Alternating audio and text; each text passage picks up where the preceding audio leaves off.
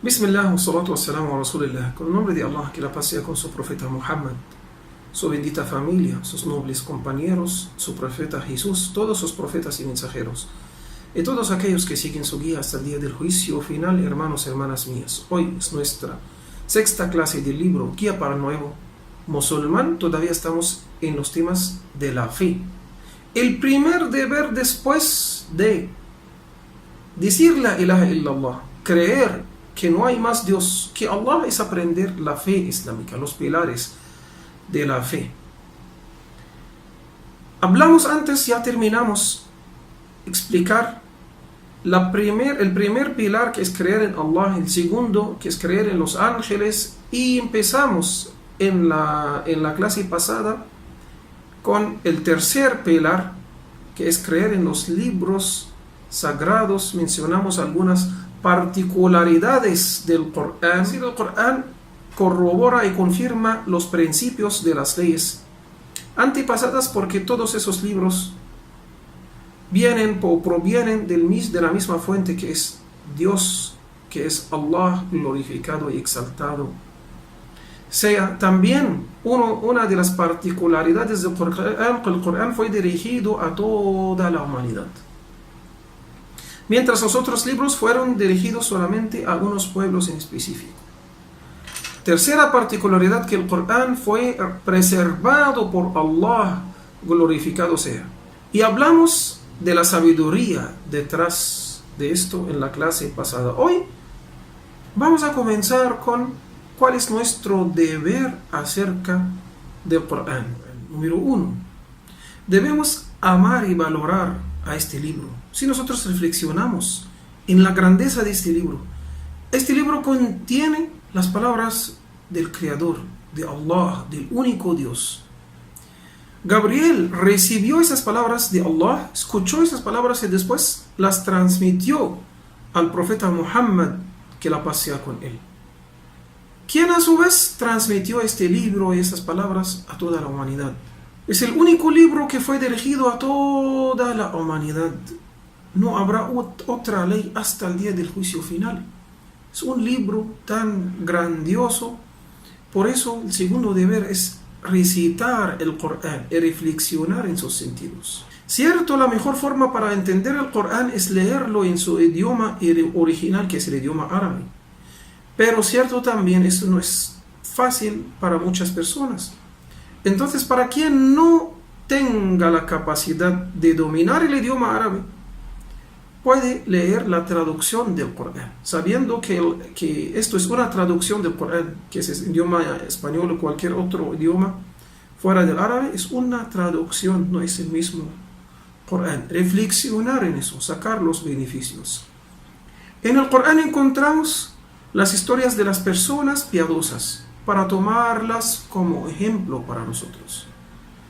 Y cuando uno tiene dificultad o se siente ya que es difícil para él seguir en el camino del Islam, seguir en el camino de la complacencia de Allah, cuando tiene cualquier dificultad, al leer estas historias, al ver qué dificultades han tenido los profetas y mensajeros y los creyentes a lo largo de la historia, esto le da mucho consuelo y le da mucha paciencia.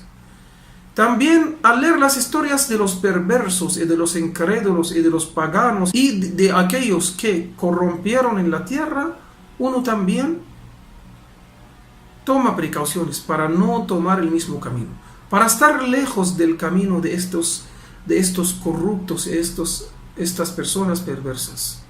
En el Corán encontramos unas indicaciones para hacer las buenas éticas, ayudar a los demás, confrontar a la injusticia, establecer la justicia en la tierra. A través del Corán también podemos conocer la morada de la gente piadosa, que es el paraíso, y qué dignidad y qué delicias que Allah subhanahu wa ta'ala les tiene reservado en su morada de honor y de dignificación. Y también leer acerca del infierno, para estar lejos, tomar todas las precauciones, para estar lo más lejos posible del infierno a través de cumplir con los deberes y evitar las prohibiciones. En este libro encontramos la ley islámica completa. ¿Qué debemos hacer? En los tiempos de dificultad, en los tiempos de facilidad, ¿qué debe ser nuestro comportamiento acerca de nuestras familias y acerca de nuestros prójimos?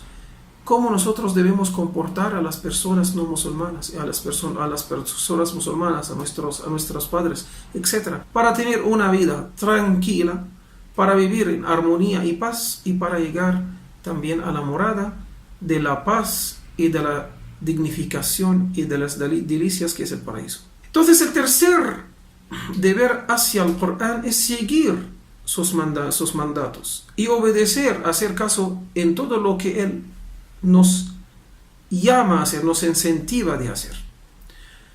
Un día preguntaron a Sayyida Aisha, que es la esposa del mensajero de Allah, que la paz sea con él y que Allah esté complacido con ella, le preguntaron cómo fue el comportamiento del mensajero de Allah.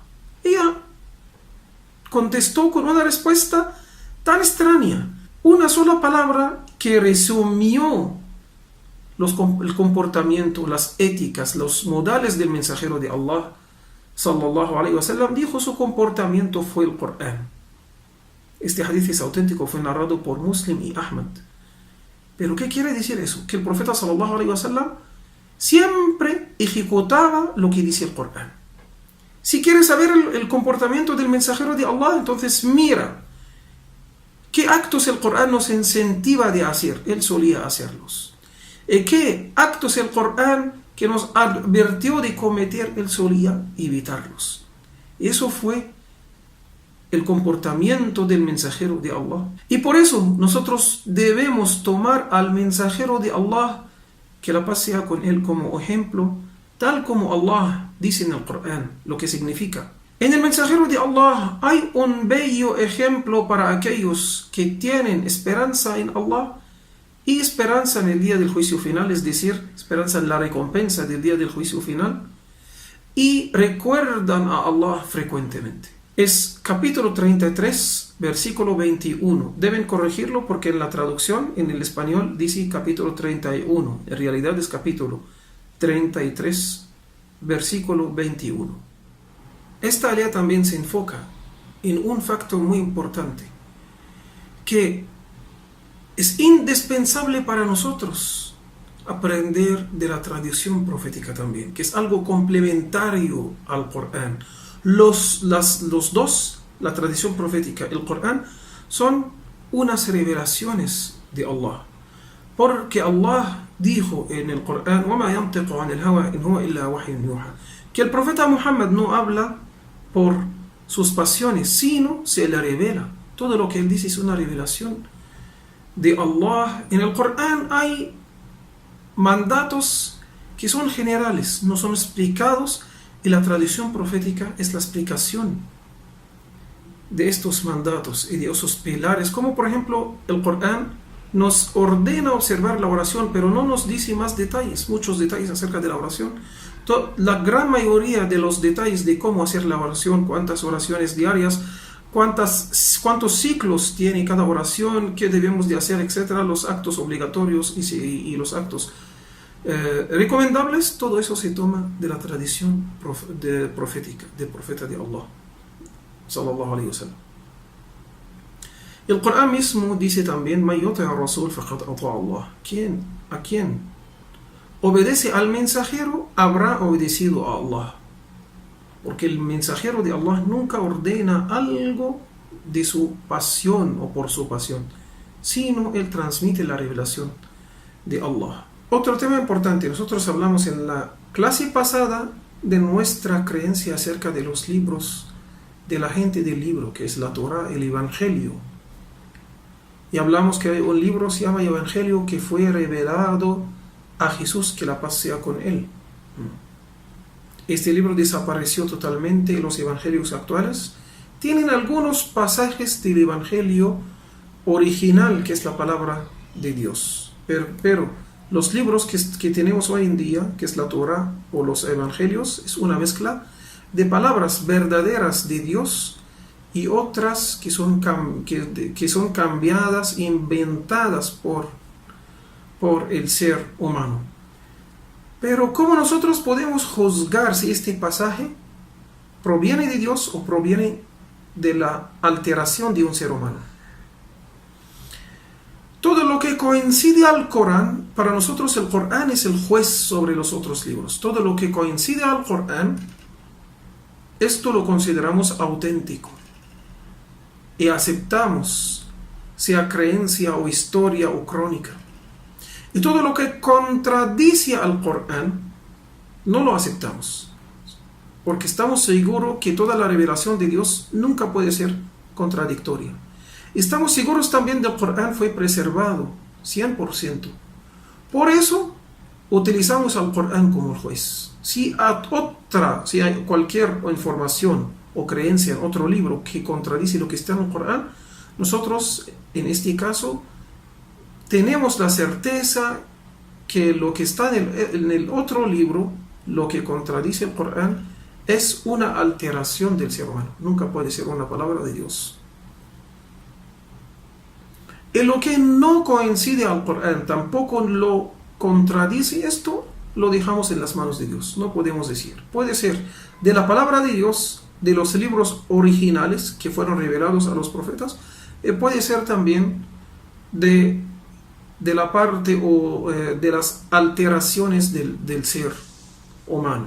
Entonces tenemos 3 juicios acerca de los pasajes de los otros libros. Primero, lo que creemos que es auténtico, esto es lo que coincide al Corán. Segundo, lo que creemos que no es auténtico, esto es lo que contradice al Corán.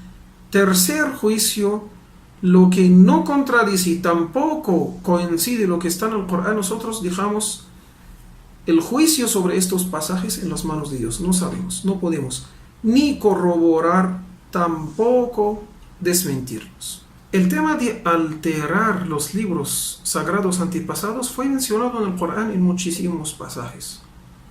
En uno, por ejemplo, Allah dice lo que significa: hay de aquellos que escriben el libro con sus manos y después dicen, esto proviene de Allah, para venderlo a vil precio. Hay de ellos por lo que han escrito sus manos y hay de ellos por lo que obtuvieron. Su capítulo número 2, versículo 79. Hasta la misma Biblia lo corrobora este facto. En Jeremías capítulo 8, versículo 8 dice: ¿cómo se atreven a decir somos sabios y la ley de Dios nos apoya, si la pluma engañosa de los escribas lo ha falsificado? Y con el frutos de creer en los libros sagrados terminamos este pilar, que es el tercer pilar en la creencia islámica. Primer fruto es reconocer la gran gracia de Allah sobre ustedes, sobre nosotros, porque Él nos ha mandado unos libros que contienen guía y luz para nosotros, para poder vivir de la forma correcta y tomar el camino que nos lleva a su complacencia. También entre los frutos es reconocer la sabiduría de Allah, quien mandó a cada pueblo un libro que les coincide, que les conviene según sus circunstancias, y mandó el último libro que conviene a todos los pueblos y a todos los tiempos, que es el Sagrado Corán. El cuarto pilar de la creencia islámica es creer en los profetas y mensajeros de Allah. Por cierto, es indispensable para la humanidad tener un mensaje y mensajero que los guía al camino recto. El mensaje para nosotros, para los seres humanos, es la vida y la luz y la guía que nos indica dónde está el camino correcto, justo, que debemos tomar en esta vida. Es espíritu para nosotros. Imagínense, ¿qué vale un ser humano sin su espíritu? Se queda un cadáver que rápido se pudre. Entonces, de la misma forma también, si un ser humano vive sin la luz y la guía de la revelación, exactamente como un cadáver. Allah dijo en el Corán lo que significa: te he enviado, oh Muhammad, una aspiración mía. Tú no conocías el libro, que quiere decir los libros antepasados, ni la fe, quiere decir la fe en sus detalles. Por eso hice de él, se refiere al Corán, una luz con la que guíes a quienes quiero, y tú, oh Muhammad, guías al sendero recto. Capítulo 42, versículo 52. Allah subhanahu wa ta'ala mismo dijo inspiración, o puede ser también la traducción espíritu.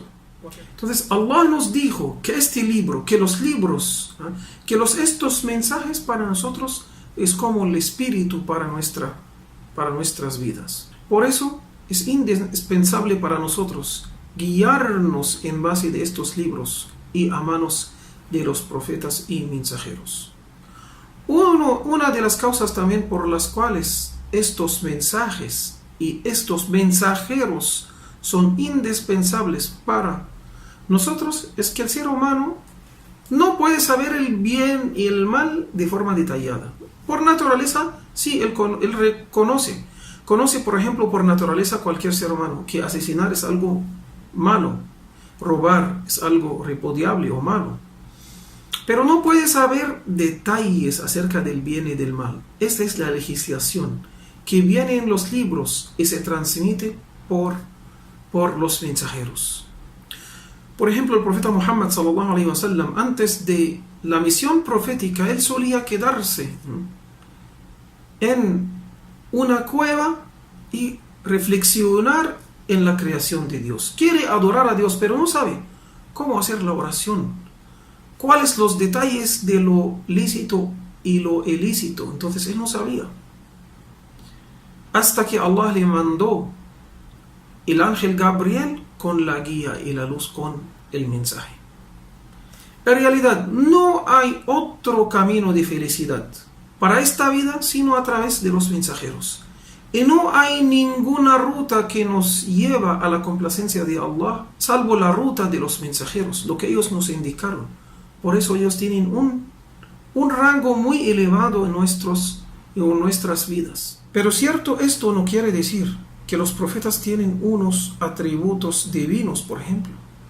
La balanza del estatus de los profetas lo dice una alea. Allah dice en el Corán, capítulo 18, versículo 110, di, oh Muhammad, yo no soy sino un hombre como ustedes a quien se le revela. Entonces, él es un hombre que recibe revelación. Esto cualquier profeta. Un hombre quiere decir no podemos elevarlo nunca al nivel de Dios. Recibe una revelación o a quien se le revela, es decir, nunca podemos tratarlo como cualquiera. Los profetas debemos respetarlos, debemos obedecer todo lo que ellos nos ordenan, porque ellos no hablan por sí mismos, pero al mismo tiempo nunca podemos elevarlos al hogar de Dios. ¿Qué implica la creencia en los profetas y mensajeros? Número uno, nosotros debemos creer en todos los profetas y mensajeros. A cualquier musulmán, su fe nunca le será válida hasta que crea en todos los profetas y mensajeros sin ninguna excepción. Allah dice en el Corán lo que significa: los que no creen en Allah ni en sus mensajeros y pretenden hacer distinción entre la fe en Allah y la fe en sus mensajeros, diciendo creemos en algunos mensajeros pero en otros no, pretendiendo tomar un camino intermedio, ellos son los auténticos incrédulos. Y a los que se niegan la verdad les tenemos reservado un castigo denigrante. Pero quienes crean en Allah y en sus mensajeros sin hacer distinción entre ellos, Él les concederá su recompensa. Allah es misericordioso, perdonador. Ese capítulo número 4, versículo 150, 151 y 152 son aleyas clarísimas. A cualquier persona que pretende hacer distinción, no podemos decir yo creo en el profeta Muhammad pero no creo en Jesús. Esta persona nunca puede ser musulmán hasta que crean todos los profetas. ¿Eso para qué? Para no seguir el camino de la gente del libro, a quienes creyeron en algunos profetas y descreyeron en otros. Como los judíos, ellos creyeron en Moisés, los que lo precedieron, y descreyeron en Jesús y en Muhammad, que la paz sea con todos ellos. Los cristianos creyeron en todos los profetas y descreyeron en Muhammad. Los musulmanes creyeron en todos los profetas y mensajeros. Cierto, la diferencia entre profeta y mensajero es un tema importante que no se encuentra en el libro. El profeta es una palabra más general que el mensajero. El profeta, a cualquier persona que recibe revelación de Dios, es un profeta. El mensajero, además de recibir revelación general, recibió una ley nueva, un libro. Entonces el mensajero recibió un libro. El profeta sigue el libro del mensajero anterior. Bueno, entonces todo mensajero debe ser un profeta, pero no todos los profetas son mensajeros. En realidad, los profetas son muchos y los mensajeros son mucho menos comparado con el número de los profetas. Y tenemos mencionado aquí en el Corán 25 profetas. Debemos creer en todos ellos por nombre y creer de forma general en todos los profetas de Dios. ¿Qué implica más de no hacer distinción? Implica creer que Allah mandó a cada comunidad un profeta. Esas personas son las personas más nobles y más virtuosas de toda la humanidad, que ellos son personas veraces, entregaron el mensaje de Dios y cumplieron con su rol y con la misión que Allah les ha encargado. ¿Qué implica más la creencia en los profetas y mensajeros? Implica también creer que todos los mensajes provienen de Allah y todos los profetas fueron enviados por Allah, tal como Él mismo dice en el Corán lo que significa. Envié a cada comunidad un mensajero para que los exhortara a adorar a Dios y rechazar a la idolatría. Capítulo 16, versículo 36. Y como hablamos antes también, cada libro, la ley de cada libro siempre coincidía el pueblo al cual este libro fue enviado y dirigido. Tal como Allah dice en el Corán: a cada comunidad les he enviado una legislación y una norma. Capítulo 5, versículo 48. Como hablamos antes, estos mensajes en los principios son iguales: ordenar el bien, prohibir el mal y amar, adorar a Dios único sin copartícipes, rechazar toda forma de idolatría. Pero en los detalles de la legislación esto varía según la necesidad y según lo que conviene a cada pueblo. También lo que implica creer en los profetas y mensajeros es creer en todas las historias auténticas, es decir, que fueron mencionadas en el Corán y en la Sunna auténtica, en la tradición profética auténtica. ¿Por qué decimos las historias fueron narradas en el Corán y en la Sunna auténtica, en la tradición profética auténtica? No decimos en el Corán auténtico, porque todo el Corán es auténtico. El Corán fue narrado de generación a generación. No hay ni una sola letra en el Corán que no es auténtica.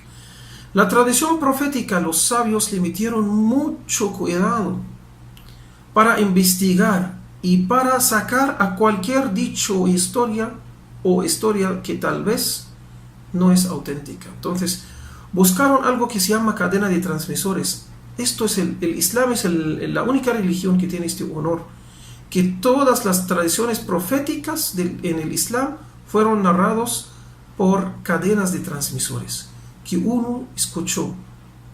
Y uno, por ejemplo, dice que yo escuchó a fulano, este segundo escuchó a tercero, el tercero escuchó a cuarto, el cuarto escuchó al profeta Muhammad sallallahu alaihi wasallam.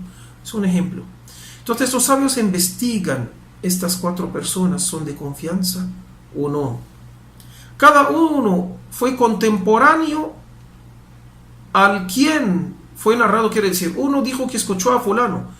Debemos estar seguros que ellos vivieron al mismo tiempo y se encontraron por lo menos una sola vez, para estar seguro que él de verdad escuchó, que uno escuchó del otro. Hacen eso con todos. Entonces investigaron y distinguieron todos los dichos e historias auténticas y excluyeron las otras que son débiles. Y esta es una gran ciencia que llaman la ciencia de Ulum al-Hadith, las ciencias de los dichos y la tradición profética. Las ciencias de la tradición profética es una ciencia muy profunda que muchos sabios pasan toda su vida solamente en esta ciencia islámica. ¿Cómo uno puede saber si el hadith, si ese dicho es auténtico o no? Al preguntar a los sabios. Los grandes sabios, ellos siempre dicen, por ejemplo, este hadith fue autenticado por fulano y fulano. Si hablamos de dos libros, el Bukhari o de Sahih Muslim o Sahih el Bukhari, estos dos libros no necesitamos buscar la autenticidad de los dichos y las historias que se encuentran allá, porque sus autores recopilaron exclusivamente las historias y los dichos auténticos. Cualquier otro o la mayoría de los otros libros sí necesitamos escuchar qué dijeron los sabios sobre los dichos que están allí. La última implicación de esta creencia es seguir la ley del último mensajero, que fue enviado al último mensajero, que es la ley del Corán. Nosotros como musulmanes y toda la humanidad, desde el tiempo del profeta Muhammad sallallahu alaihi wasallam, desde su misión profética hasta el fin del mundo, tienen la obligación de seguir al Corán y la tradición profética, porque como hablamos antes, que la ley del Corán, él comprende lo principal, lo que estaba en los otros libros, también es juez sobre ellos, sobre los libros, y también la ley del Corán abroga todas las leyes antepasadas. ¿Qué quiere decir esto? Que uno hoy en día no puede decir, ok, yo voy a ser musulmán, voy a creer que no hay más Dios que Allah, aún voy a creer en todos los libros y profetas, inclusive al Corán y al profeta Muhammad sallallahu alaihi wasallam, pero voy a seguir las leyes que están en la Torah porque me gustan más, o voy a seguir las leyes que están en tal libro, en los evangelios. Esto no puede ser. El Corán abrogó las leyes antepasadas. Quiere decir que la única forma para adorar a Dios desde el tiempo del profeta Muhammad hasta el último día es seguir las enseñanzas del Corán y seguir la ley del Corán. Con esto, hermanos y hermanas mías, terminamos nuestra sexta clase del libro Guía para el Nuevo Musulmán. Hablamos de la fe. Espero que esta clase sea beneficiosa para todos nosotros y les agradezco por su atención y les saludo con el saludo del Islam. Assalamu alaikum wa rahmatullah.